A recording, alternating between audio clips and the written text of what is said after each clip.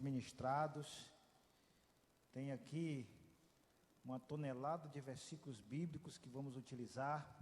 Quero falar de aliança, quero falar da nossa morada eterna, que é a terra. Quero falar da promessa feita a Abraão, que se estende a nós. Quero falar um pouco do reino de Deus, coisas que eu tenho estudado esses dias. Amém? Glória a Deus. Gênesis capítulo 17. Coloca o tema aí da nossa mensagem. Queremos falar sobre a aliança abraâmica. Quero falar como um aliancista que sou, assumido, creio na doutrina da aliança. Deus é El Bereshit, o Deus da aliança, e Deus fez uma aliança com a terra.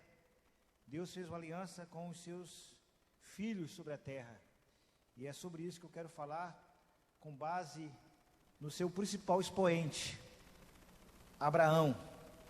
E nessa noite queremos ministrar, meditar, pensar nessa aliança de Abraão que se estende a nós. Vamos esperar aí que o nosso irmão coloque o nosso tema para a nossa meditação. Acho que apagou lá e apagou aqui. Abra sua Bíblia aí em Gênesis 17. Eu quero ler os 8 primeiros versículos de Gênesis capítulo 17.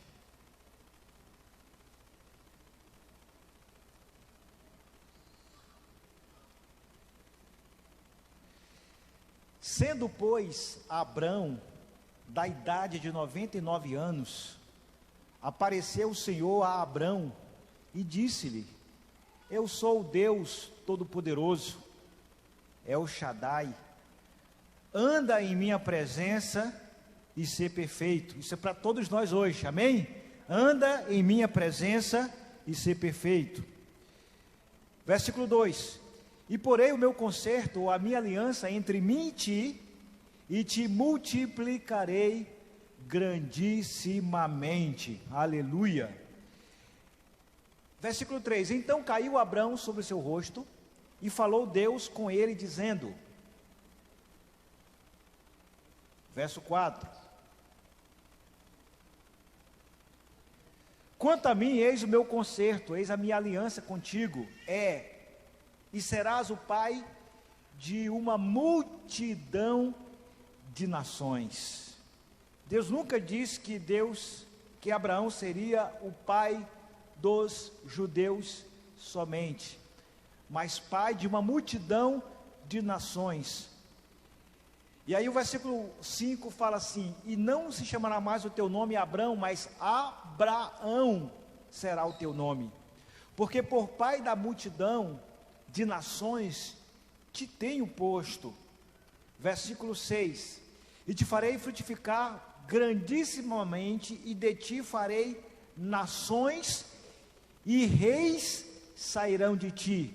Jesus hoje é o Rei dos reis e Senhor dos senhores. Versículo 7: E estabelecerei o meu concerto, ou a minha aliança entre mim e ti, e a tua semente depois de ti, em suas gerações, por concerto perpétuo, ou seja, eterno, para te ser a ti por Deus, e a tua semente depois de ti. Versículo 8: E te darei a ti, olha, preste atenção no versículo 8, e te darei a ti, eu te darei a Abraão, a ti e também a tua semente depois de ti, a terra de tuas peregrinações, toda a terra de Canaã em perpétua possessão, e ser-lhe-eis o seu Deus. Pai, queremos te agradecer por essa palavra, por aquilo que nós lemos, por aquilo que vamos meditar nessa noite, e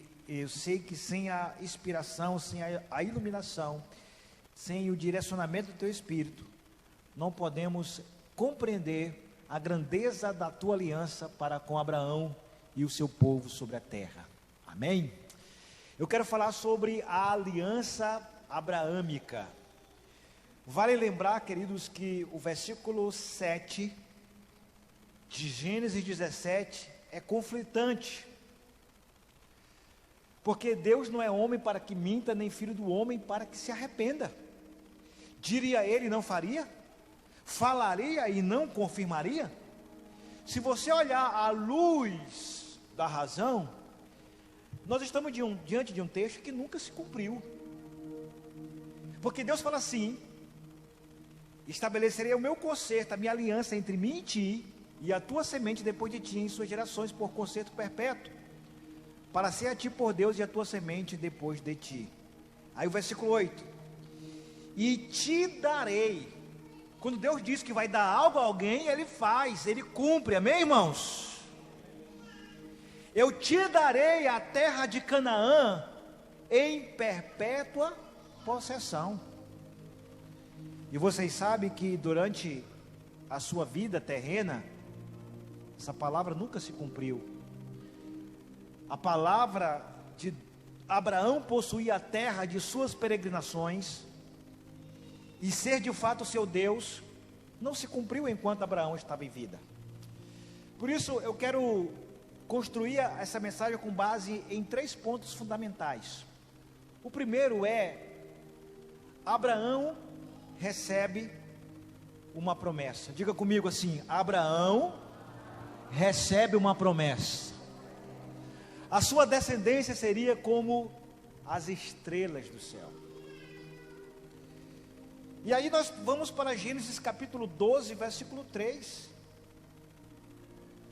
Que, ironicamente, é interessante como as pessoas gostam de usar esse texto em relação a Israel. Não, o texto nunca foi para Israel, o texto foi para Abraão. Se alguém amaldiçoar Israel, rapaz, você vai ser amaldiçoado, porque a Bíblia diz que amaldiçoarei aquele que amaldiçoou Israel. Não. Afinal de contas, você não tem que amaldiçoar Israel nem ninguém, porque Israel é terra bendita do Senhor. O Acre é terra bendita do Senhor. Quando Davi disse: orai pela paz de Jerusalém, ele não estava falando algo místico, que todos os lugares da terra onde tiver alguém tem que orar lá ele estava falando como rei da nação, como alguém que é natural pedir que Deus abençoe a sua nação. Se o texto fosse escrito hoje, se eu fosse o autor do texto, eu escreveria: orai pela paz do Acre, orai pela paz do Brasil. Então, onde quer que nós estejamos, temos que orar pela paz da onde nós estamos, e também os locais mais longínquos da terra. Mas Gênesis 12, 3, Deus está falando a promessa que Ele fez a Abraão. E qual foi essa promessa? Vamos lá. E abençoarei os que te abençoarem, e amaldiçoarei os que te amaldiçoarem, e em ti serão benditas todas as famílias da terra. Alto lá. Essa palavra já se cumpriu?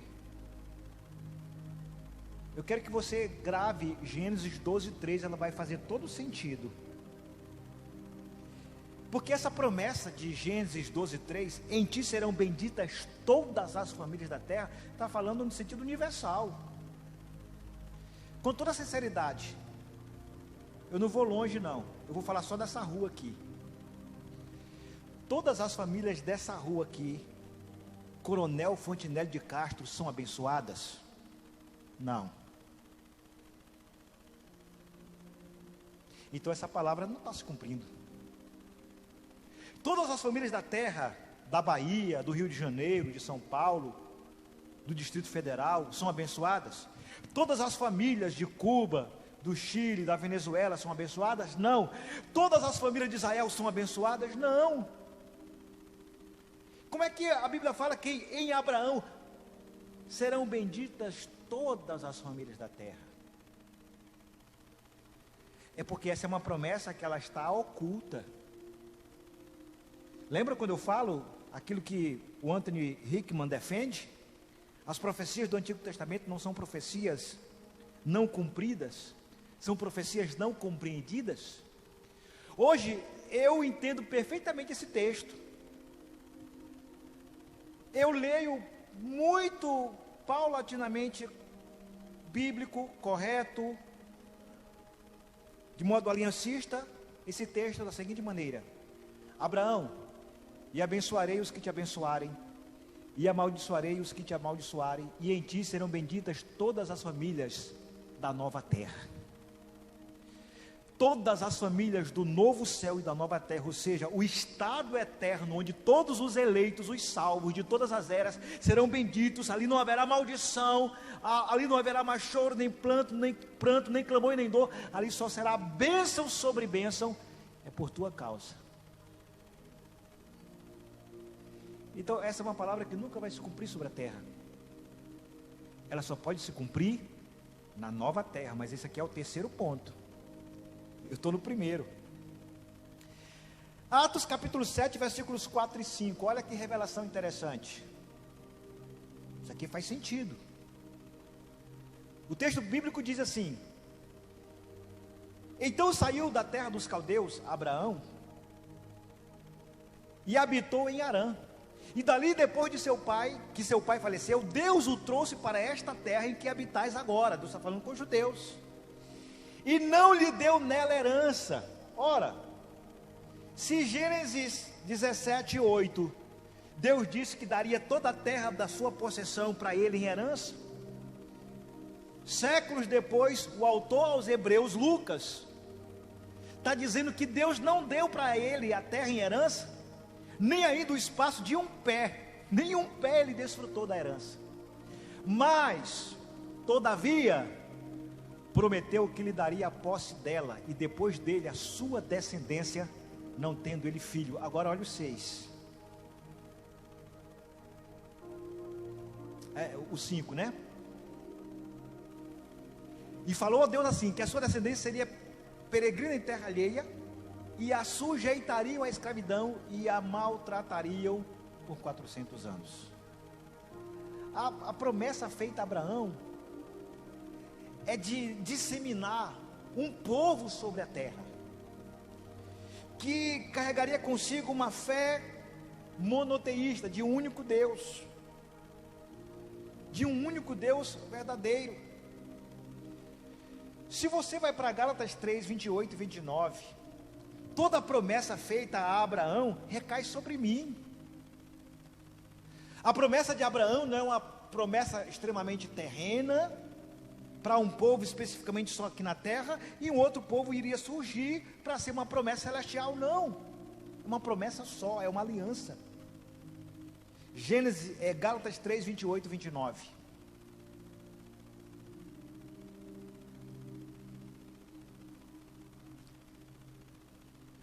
Ora, tendo a escritura previsto, olha isso aqui, querido, isso aqui é muito sério.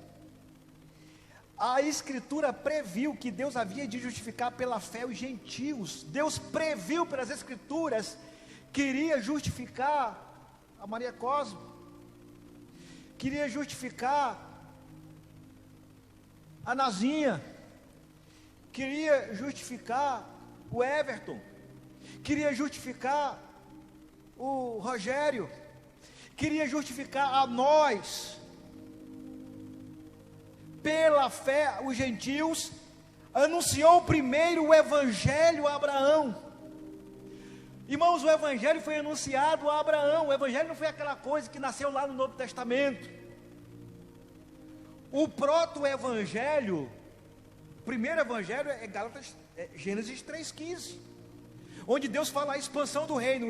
O início do reino seria assim: a serpente feriria o calcanhar do Filho do Homem na cruz, ele inaugura o reino espiritual, e o reino se encerra nesse plano físico, com a vinda dele para esmagar a cabeça da serpente. Gênesis 3,15 é chamado pelos teólogos de proto-evangelho, o primeiro evangelho. Então Abraão ouviu o evangelho, queridos, ao ponto de a Bíblia dizer assim: anunciou o primeiro evangelho a Abraão, dizendo: todas as nações serão benditas em ti. Todas as nações. É bem verdade que todas as famílias da terra não são abençoadas, é verdade. Todas as famílias da terra serão abençoadas na nova terra. Agora, na terra não. Contudo, Todas as nações, sim, porque todas as nações da terra, existe pelo menos um crente que professa a fé no Deus único e Salvador, Jesus Cristo, Rei dos Reis, Senhor dos Senhores. Nisto não há judeu nem grego, Gálatas 3:29. Não há servo nem livre, servo escravo, sistema feudal, nem livre, ou seja, pessoa comum. Não há macho nem fêmea, porque todos vós sois um em Cristo Jesus. E se sois de Cristo, quem é de Cristo aqui, levante a mão. Quem é de Cristo aqui, por favor? Então sois descendências de Abraão e herdeiros conforme a promessa. Então a promessa que Deus fez a Abraão não é diferente da promessa que eu e você recebemos. Nós somos os verdadeiros herdeiros da promessa que Deus fez a Abraão, porque não há mais distinção entre judeu e grego, macho e fêmea, servo e livre. Não, todos nós somos um em Jesus Cristo. Agora olha que interessante, Hebreus capítulo 11, versículos 8 e 10, o autor aos Hebreus com maestria traz algo que é digno da nossa reflexão. Se Abraão recebeu uma iluminação de Deus, ou seja, a pregação do Evangelho, ele chegou mais além, ele chegou mais longe. Por isso que o texto fala assim: pela fé, Abraão sendo chamado, obedeceu, indo para o lugar que havia de receber por herança, Canaã, e saiu sem saber para onde ia. Agora olha o 9 e o 10. Pela fé habitou na terra da promessa, ele habitou lá, como em terra alheia, morando em cabanas com Isaac e Jacó, herdeiros com ele da mesma promessa. Assim como Isaac foi herdeiro da promessa de Abraão, Jacó foi herdeiro da promessa de Abraão, os 12 patriarcas foram herdeiros da mesma promessa a Abraão. Nós, os eleitos da nova aliança em Cristo, pelo sangue de Cristo, somos herdeiros da mesma promessa. Agora o versículo 10 é interessante. O texto fala que ele não herdou a promessa da terra de Canaã. Sabe por quê? Porque ele esperava a cidade que tem fundamentos, da qual o artífice e construtor é Deus. Ou seja, Abraão enxergou além, Abraão enxergou a eternidade, Abraão enxergou aquilo que levou séculos para que nós pudéssemos compreender: novos céus e nova terra, onde habita a justiça. Abraão foi alguém incrível. Por isso que as 3 principais religiões monoteístas do mundo têm Abraão como a sua figura principal. Ele chegou além, ele chegou mais longe. Então o primeiro ponto dessa mensagem, para mostrar a aliança abraâmica, é que Abraão recebe da parte de Deus uma promessa. A palavra promessa no grego, epangelia, é relacionada a uma promessa moldada no Evangelho. Não é a promessa de fazer alguma coisa por você, não é a promessa de abrir portas, não é a promessa de proporcionar coisas importantes nessa terra. Isso não precisa nem ser crente para desfrutar de coisas boas, mas é a promessa que só o Evangelho tem, irmãos, de nos restaurar integralmente, físico, o corpo, a alma e o espírito. Promessas nessa terra de nos dar 100 vezes mais, e na vindoura a vida eterna. Amém? Aleluia, bendito seja Deus. O segundo ponto dessa mensagem: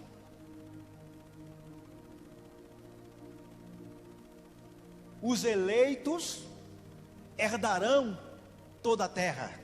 Diga-se comigo: os eleitos herdarão toda a terra. Agora aqui tem uma enxurrada de textos, como por exemplo, Salmos 37. Só no Salmo 37 tem 3 versículos, 11, 22 e 34.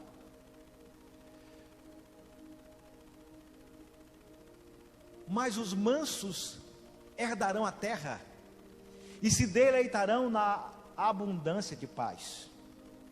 Ora, Se no Antigo Testamento diz que os mansos herdarão a terra, não sei se você sabe, mas o judeu não tem essa mentalidade cristã, de homem morrer e ir para o céu. Eu vou morrer e vou para o céu. Fulano foi para o céu. O judeu não tem essa mentalidade, porque não tinha essa linguagem. Não se tem essa linguagem nas Escrituras, sobretudo no Antigo Testamento, sobretudo na Antiga Aliança. Fulano morreu e foi para o céu.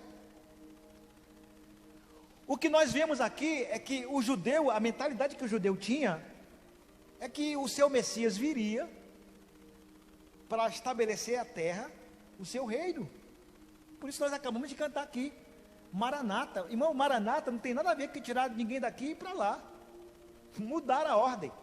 Quando eu canto, quando eu leio Maranata, não é que Deus vem para me tirar da terra, é que Ele vem para governar a terra, Ele vem para reinar sobre a terra. Quando eu digo Maranata, não é eu na expectativa de sumir daqui, mas quando eu canto Maranata, ora vem Senhor Jesus, é para Ele estabelecer aqui o seu reino. Então vejam, o versículo 22, os mansos herdarão a terra. O 22 diz assim: porque aqueles que Ele abençoa, herdarão a terra. Você é abençoado por Deus, com toda seriedade, você acredita que é abençoado por Deus? Eu sou um homem abençoado por Deus. Então o que Deus está falando para mim é o do Gama, que eu vou herdar a terra, e aqueles que forem por Ele amaldiçoados serão desarraigados. Não estranhe se eu disser aqui arrebatados, que é a mesma coisa, porque afinal de contas, quando se fala de arrebatamento, é mais para o juízo, mais ruim do que é bom. Mas eu não vou entrar nesse aspecto agora, ou nessa mensagem especificamente. Desarraigado é ser arrancado, é ser tirado daqui. Aquele que Ele abençoa, ou aqueles a quem Ele abençoa, herdarão a terra. O judeu lê isso aqui, ele tem isso em mente. Versículo 34. Espera no Senhor e guarda o seu caminho, e te exaltará para herdares a terra. Ele vai te exaltar para você herdar o quê? A terra. Tu verás quando os ímpios forem desarraigados. Claro, é o dia do Senhor. Eu vou estar lá, suspenso, nas nuvens, vendo o Senhor desarraigar da terra todos os ímpios. Você não compreende esses textos hoje, mas ficaria muito claro se você acrescentasse nesses textos herdar a terra, herdar a nova terra. Fica mais claro ou não, irmãos? Estou dando indicativos aqui para você. O Salmo 115, versículo 16, diz que os mais altos céus são do Senhor. Os mais altos céus são do Senhor. Os céus são os céus do Senhor, mas a terra deu a Ele aos filhos dos homens. Irmãos, eu falo sobre isso no meu livro Governe. Eu sempre tive essa perspectiva. Falei, tem algo errado com essa estrutura, com essa banalização da terra, com esse descartar da terra. Eu sempre olhei para essa ideia e pensei assim: Deus não pode ser como eu tenho um projeto, eu tenho uma ideia e eu falho, eu mudo. Irmãos, Deus descartar a terra, mudar, esquecer a terra, dar um chute na terra, soprar a terra, acabar com a terra, é como se Ele tivesse enganado o seu projeto. Não, o projeto dele foi sempre dar a terra aos homens como herança. Se o homem não tivesse pecado lá no Éden, Adão estaria vivo até hoje, reinando sobre a terra. Sabe quando você faz a sua casa e tem um quarto do teu filho? É o quarto do teu filho, é a herança dele, é o quarto dele, é a propriedade dele, é isso. Deus fez os céus e a terra e fez um quartinho para o homem. Esse quartinho se chama planeta Terra, é o nosso local de habitação, é a nossa herança. Isaías fala a mesma coisa. 57, versículo 13. Os eleitos herdarão a terra. Isaías 57, 13. Esse texto deve valer a nossa consideração. Ele está em consonância com todos os textos que eu estou lendo aqui. Diz assim: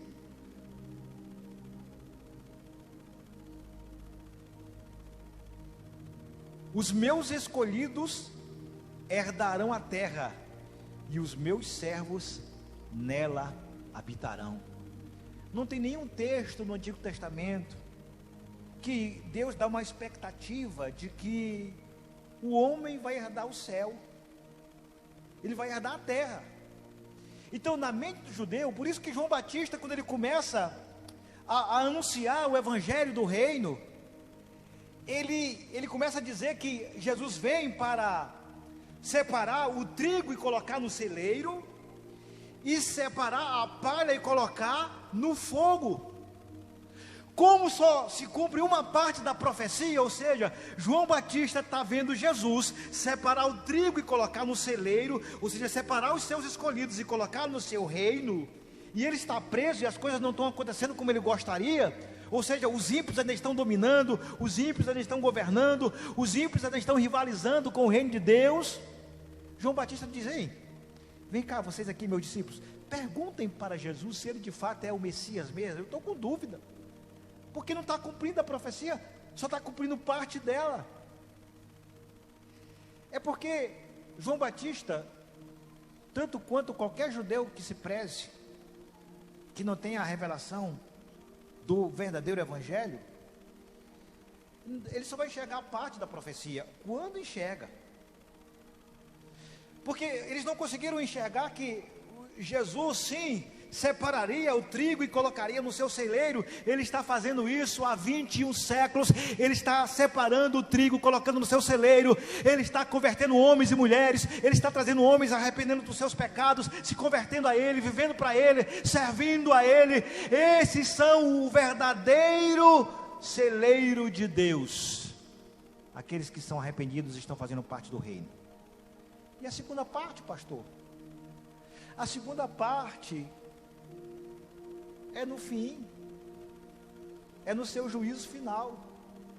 É no juízo final que ele vai separar o trigo do joio, o joio do trigo. É no juízo final que ele vai pegar a palha e colocar nas trevas exteriores. Então vamos lá. Isaías 57, 13.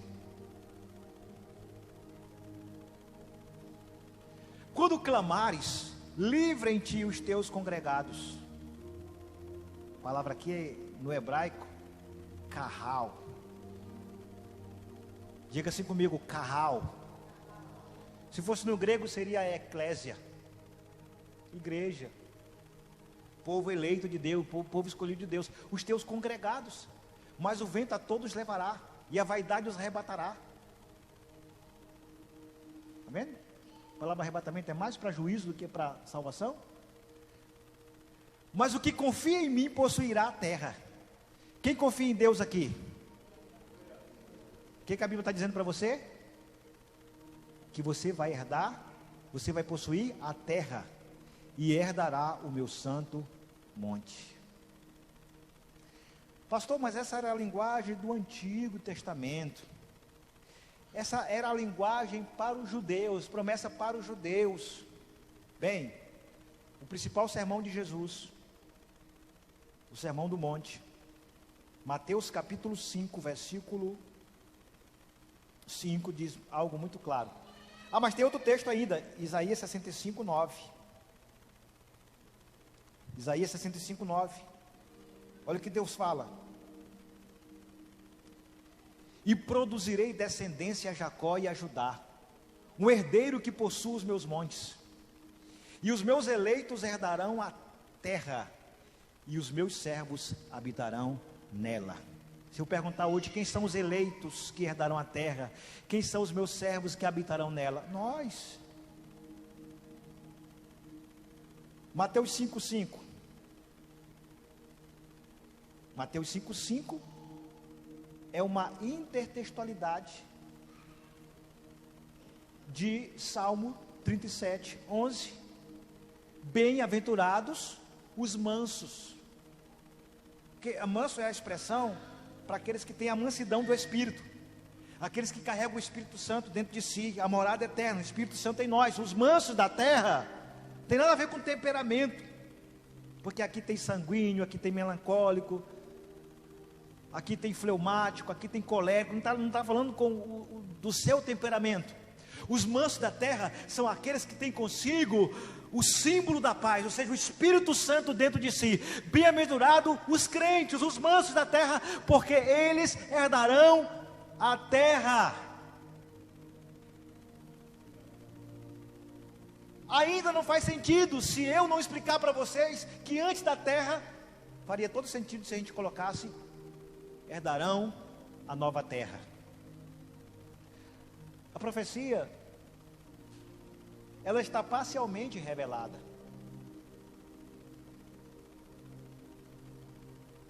Apocalipse 5, 9 e 10. Interessante esse texto. Apocalipse 5 é quando Jesus está sendo entronizado e recebe o reino.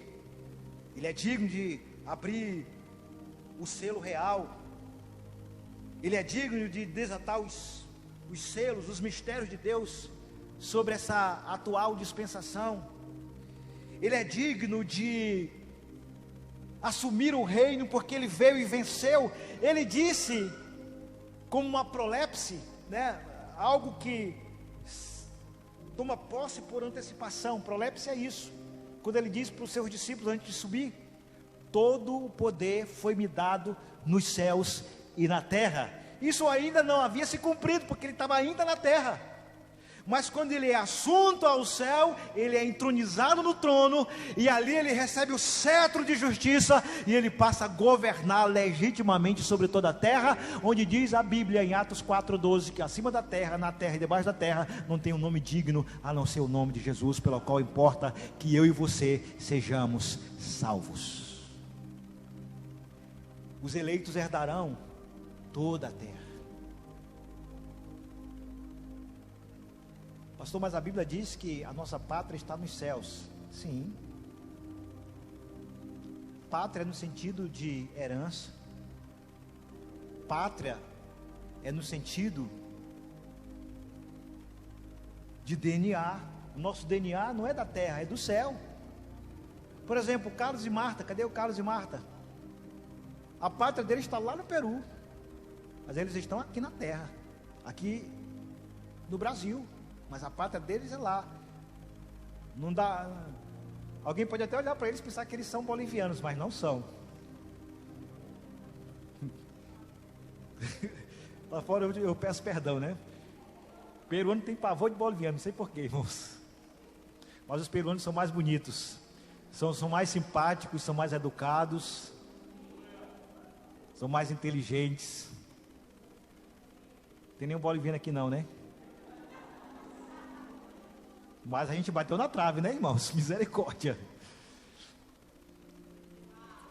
A nossa pátria está nos céus, mas nós aguardamos aquele que vem de lá, da pátria dos céus, para Maranata, reinar.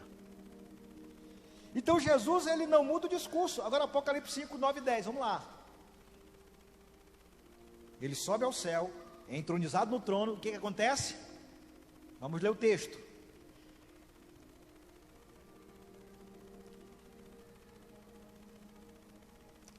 5, 9 e 10, não é 9, é 5, capítulo 5, versículos 9 e 10. E cantava um novo cântico dizendo: digno és de tomar o livro e de abrir os seus selos, porque foste morto e com teu sangue compraste para Deus homem de toda tribo, de toda língua, de todo povo e de toda nação. Ou seja, em Abraão a promessa começa a fazer sentido na pessoa de Jesus Cristo. É por isso que Gálatas 3 diz que a promessa se cumpre não nos seus descendentes, mas no seu descendente, no singular, que é Cristo. É Ele que cumpre a promessa a Abraão, onde pelo seu próprio sangue remidor, a aliança perpétua, Ele compra para si homem de toda tribo, de toda língua, de todo povo e de toda nação. Ele não comprou a todos, mas de toda tribo, de toda língua, de todo povo e de toda nação existente na terra, tem um remanescente fiel que foi comprado pelo sangue de Cristo. Agora olha o versículo 10. E para o nosso Deus os fizeste. Esses que foram comprados de toda a raça, tribo, língua, nação, Ele os fez. Tem uma versão que fala, Ele os constituiu. Linguagem jurídica. Reis e sacerdotes. A versão mais correta é reino e sacerdotes. E eles reinarão sobre a terra. Nesse capítulo 5, o que acontece? As 7 lâmpadas acesas diante do trono, os 7 Espíritos de Deus, candelabro no templo celestial, e Ele derrama sobre a terra. Em Atos capítulo 2, derrama sobre a terra o seu Espírito, para que nós pudéssemos reinar sobre a terra. A igreja está reinando sobre a terra. O reino de Cristo, ele está acontecendo parcialmente dentro de nós. Mas um dia esse reino que está acontecendo, que está operando de forma parcial, não plena, não completa, parcialmente, nesses 21 séculos duradouros, se concretizará e se cumprirá na íntegra, no novo céu e na nova terra, onde habita a justiça. E ali cumpre-se-á a palavra que Deus disse a Abraão: em ti serão benditas todas as famílias da terra, porque nessa nova terra só haverá famílias abençoadas, redimidas, compradas pelo sangue do Cordeiro, e nessa nova terra, no novo céu e na nova terra, nós estaremos para sempre com o Senhor. 2 Pedro capítulo 3, versículo 10, é interessante, porque esse texto vai falar da expectativa que nós temos em Deus. A Bíblia diz que o dia do Senhor virá como ladrão de noite. Será um dia surpreendente, pegará a todos de surpresa, quer sejam salvos, quer não sejam, quer sejam justos, quer sejam ímpios. O dia do Senhor virá como ladrão de noite. E o que vai acontecer nesse dia? Os céus passarão com grande estrondo, os elementos ardendo se desfarão, e a terra e as obras que nela há se queimarão. Versículo 11.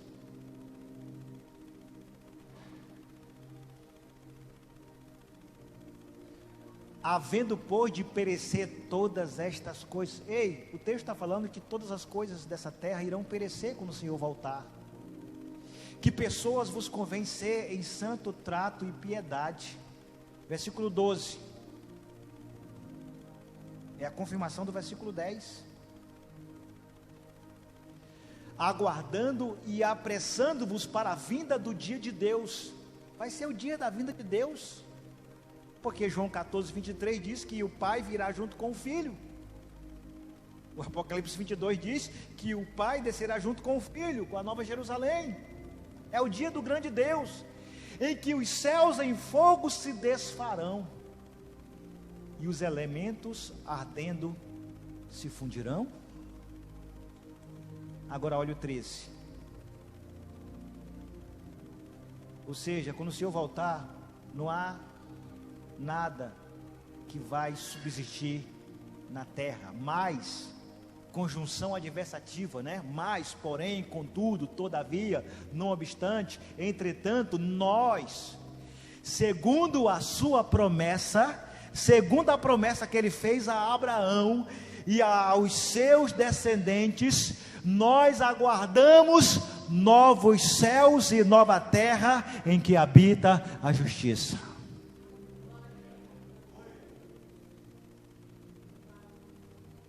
O que nós estamos aguardando? Qual é a promessa dele para nós? Diga assim comigo: novos céus e nova terra onde habita a justiça. Romanos capítulo 8, versículos 18 a 22. Esse texto expressa essa ideia de forma tão contrária à realidade dos fatos. Porque para mim tem um por certo que as aflições deste tempo presente, ou seja, dessa era, desse mundo presente, tudo que tem nessa terra, todas as coisas que você pode desfrutar, elas não são para comparar com a glória que em nós há de ser revelada. Pastor, o que há de ser revelado para nós? Não é o que a Bíblia fala? Aquilo que o olho não viu, o ouvido não viu e não subiu ao coração do homem, são essas coisas que Deus tem reservado para aqueles que o amam. Versículos 19 ao 22. Porque a ardente expectação da criatura espera a manifestação dos filhos de Deus. 20. Porque a criação ficou sujeita à vaidade, não por sua vontade, mas por causa do que a sujeitou, ou seja, o pecado sujeitou essa criação, subjugando-a à destruição. Versículo 21.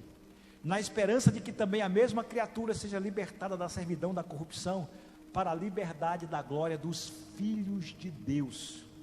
22. Porque sabemos que toda a criação geme e está juntamente com dores de parto até agora. Escute. 1 Coríntios 15 fala que aquilo que é mortal se revestirá de imortalidade, e aquilo que é corruptível se revestirá de incorruptibilidade. Ou seja, nenhuma pessoa carnal corrupta pode ir para o céu, e nenhuma pessoa do céu pode vir glorificada e vir para a terra corrupta. A terra está clamando por uma transformação, ou seja, ela vai experimentar algo novo. Então, quando Pedro está explicando em 2 Pedro 3, 10 ao 13, que essa terra vai ser destruída, e nós aguardamos novos céus e nova terra, há duas palavras gregas para novo. Neos é novo, no sentido novo, algo que foi feito, inaugurado, feito do nada, novo. Mas a palavra novo aqui não é neos, é kainos. Kainos significa novo, no sentido que será refeito, será restaurado, será transformado. Ou seja, da mesma maneira que o crente é transformado de glória em glória, até receber um corpo definitivo de glória, a imagem de Jesus, essa terra também receberá uma transformação, e será uma nova terra de glória, onde não haverá corrupção nela. Será uma nova terra de glória, onde o próprio céu descerá do seu estado natural, do seu habitat natural, e ele fará uma junção, ou seja, novo céu e nova terra coexistirão na eternidade, porque na eternidade Deus não vai vir só passear na viração do dia para visitar os eleitos, não, ele ficará eternamente conosco. Novo céu e nova terra coexistirão na eternidade, subsistirão um com o outro na eternidade. E eu quero finalizar falando do terceiro ponto, o mais complexo de todos. É que a herança aponta para a nova terra. Diga assim comigo: a herança aponta para a nova terra. Essa promessa, ela só faz sentido na nova terra. ela não faz sentido em Jerusalém, ela não faz sentido em Israel, ela não faz sentido na África, ela não faz sentido no Acre, ela não faz sentido nos Estados Unidos, ela não faz sentido em lugar nenhum. A herança aponta para a nova terra, que sofrerá, experimentará um câmbio, uma mudança, uma transformação de glória. Será uma nova terra de glória, porque Deus deu essa terra como herança perpétua, herança eterna para os seus escolhidos.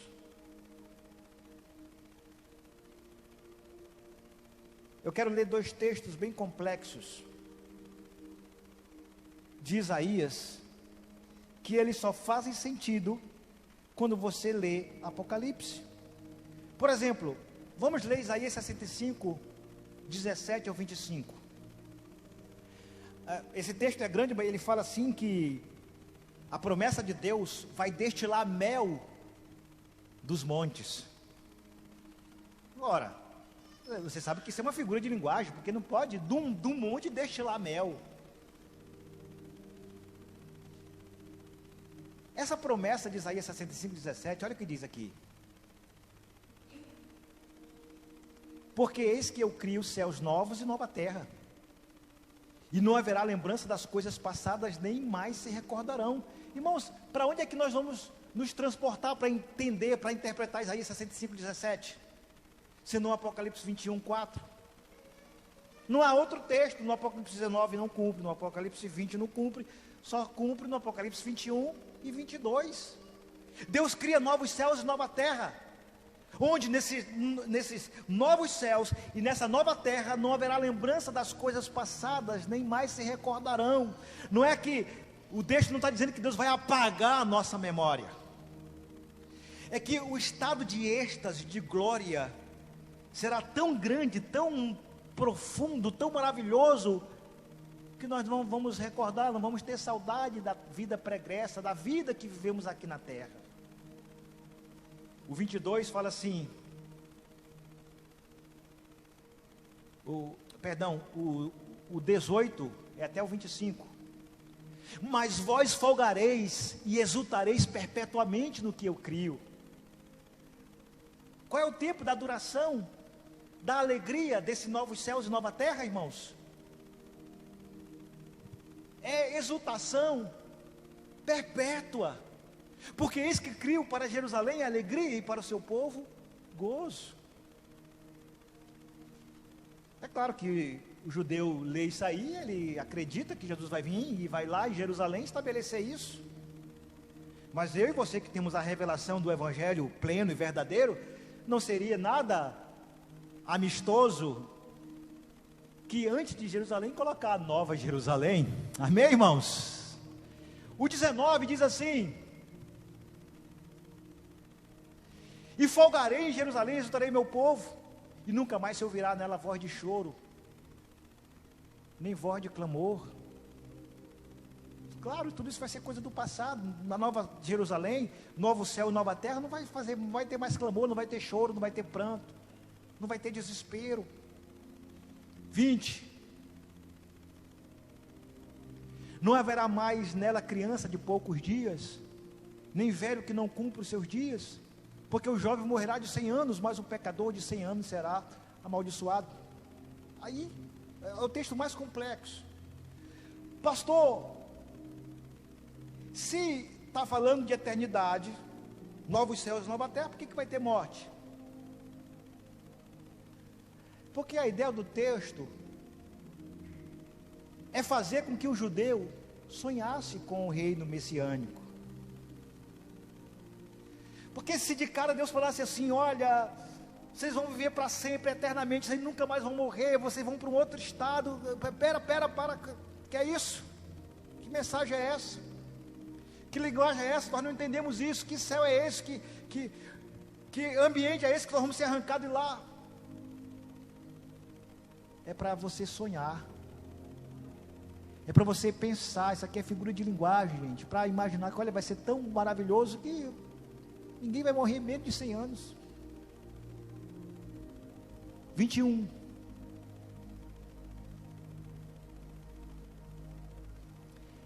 E edificarão casas e habitarão, plantarão vinhas e comerão o seu fruto. No Apocalipse 22 fala que haverá a árvore da vida, servirá de saúde para as nações. E o 22, não edificarão para que outros habitem, não plantarão para que outros comam, porque os dias do meu povo serão como os dias da árvore, e os meus eleitos gozarão das obras das suas mãos até a velhice.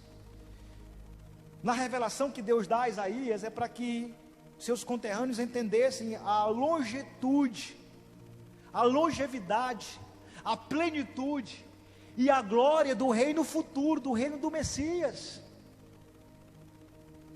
Por isso que essa passagem ela só tem sentido quando ela é interpretada a partir de Apocalipse 21. Não tem outra passagem onde se pode cumprir adequadamente esse texto, exceto o fato problemático de que haverá morte. É que apesar das dificuldades, o que Deus queria passar para o seu povo é que vale a pena servir ao Senhor até herdar a eternidade. Um outro texto que complementa esse é Isaías 66, versículos 22 ao 24.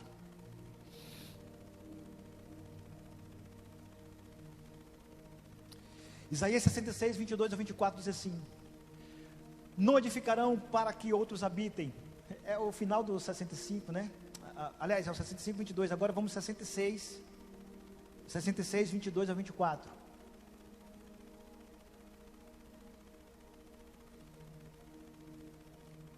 Veja que para esse texto tem sentido. Ele fala: eu crio novos céus e nova terra. E aí nós vamos ler o Apocalipse para você entender como faz sentido. Porque como os céus novos e a terra nova que hei de fazer estarão diante da minha face, diz o Senhor, assim há de estar a vossa posteridade e o vosso nome. 23. E será que desde uma festa da lua nova até a outra, e desde um sábado até o outro, virá toda a carne a adorar perante mim, diz o Senhor. Isso na nova terra, no novo céu e na nova terra. E será que desde uma festa da lua até a outra, desde um sábado até o outro, virá toda a carne a adorar perante mim, diz o Senhor. Agora o 24, o último texto. E sairão e verão os corpos mortos dos homens que prevaricaram contra mim, porque o seu verme nunca morrerá, nem o seu fogo se apagará, e será um horror para toda a carne. Gente, quem foi que mais usou essa expressão de o verme que nunca morre, o fogo nunca se apaga? Foi Jesus, nas suas parábolas escatológicas, nas suas parábolas proféticas. E a quem remete essa expressão simbólica, o verme nunca morre, o fogo nunca se apaga? As trevas exteriores, o lago de fogo. Lembro de 2 Pedro 3, versículos 10 ao 12, quando o Senhor vem no dia dele, tudo é exterminado. Depois que tudo é exterminado, ele refaz, ou seja, a terra, aonde aguardamos a promessa, novos céus e nova terra, onde habita a justiça. Então, novos céus e nova terra só pode surgir depois que essa primeira terra for destruída. Por isso que Apocalipse 21, versículos 1 ao 4, faz todo sentido. Apocalipse 21, versículos 1 ao 4, e o último texto, Apocalipse 22, 1 ao 5, a gente encerra orando e abençoando sua vida. E viu o novo céu e uma nova terra. João viu. E João fala, ele vê qual é o tempo em que esse novo céu e essa nova terra passam a existir. Eu vi um novo céu e uma nova terra, porque já o primeiro céu, esse céu atmosférico, e a primeira terra, nós vivemos nesse planeta Terra, passaram, e o mar já não existe. Não existe nada mais figurativo do que o mar revolto. O mar, ele traz desordem. O mar divide continentes. Mar também significa no Apocalipse multidões. Ou seja, o mar não vai existir mais, não haverá mais separação. A Bíblia diz que há um mar de vidro diante do trono de Deus. No capítulo 15 de Apocalipse fala que há um mar de vidro com fogo. Ou seja, esse mar, ele vai fazer a distinção, não vai existir mais essa distinção. Por quê? Porque nós seremos um com o Senhor na eternidade. Então, o novo céu e a nova terra só pode existir quando o primeiro céu e a primeira terra não existirem mais. É igual o lago de fogo, ele só pode existir quando a primeira terra e o primeiro céu não existirem mais. É no dia do juízo. Versículo 2: e eu, João, vi a santa cidade, a nova Jerusalém, que de Deus descia do céu. Ou seja, ela descia do céu da parte de Deus, adereçada como uma esposa ataviada para o seu marido. Versículo 3: a noiva adereçada para o seu marido, a nova Jerusalém, é o símbolo representativo dos eleitos de todas as eras.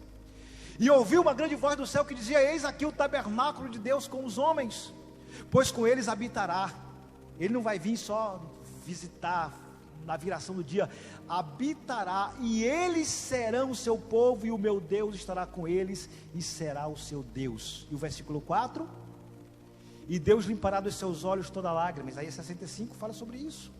E não haverá mais morte, nem pranto, nem clamor e nem dor, porque já as primeiras coisas são passadas. Lembra que Isaías fala que nós não vamos ter lembrança das coisas passadas?